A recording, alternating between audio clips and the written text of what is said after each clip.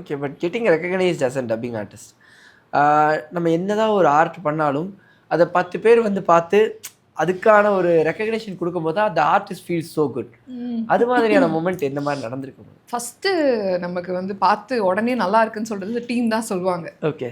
Director சொல்லுவாங்க, sound engineer சொல்லுவாங்க. அவங்க கிட்ட இருந்து கிடைக்கிற ஃபஸ்ட்டு ரெகக்னேஷன் அதுதான். அதுதான் ஆக்சுவலி அது மட்டும்தான் நினைக்கிற மாரி வெளியில் யாருக்கும் தெரிய வருதில்லை. ரொம்ப தெரியற வேண்டிய எனக்கு தெரியல எப்படி சொல்கிறதுன்னு. ஆனால் இல்லை, but I can see like through இப்போ சோஷியல் மீடியா வந்து இவங்க தான் டப்பிங் பண்ணியிருக்காங்கன்னு கொஞ்சம் கொஞ்சமாக டப்பிங் ஆர்டிஸ்டோட எவால்யூஷன்ஸ் எல்லாம் வெளியே வருது. இதுக்கு இவங்க பேசியிருக்காங்களாம் நிறைய பேர் கூப்பிட்டு ஸ்டேஜில் அவார்ட் பண்ணி இது பண்ணுறதை பார்க்க முடியுது. அந்த ரெக்கக்னிஷன்ஸ் பற்றி கேட்குறேன். இப்போ வந்து தமிழ்நாடு ஸ்டேட் அவார்டு வந்து கொடுத்துருக்காங்க இல்லையா, அது இது ஒரு மிகப்பெரிய ரெக்கக்னிஷன் தான் நான் சொல்லணும்.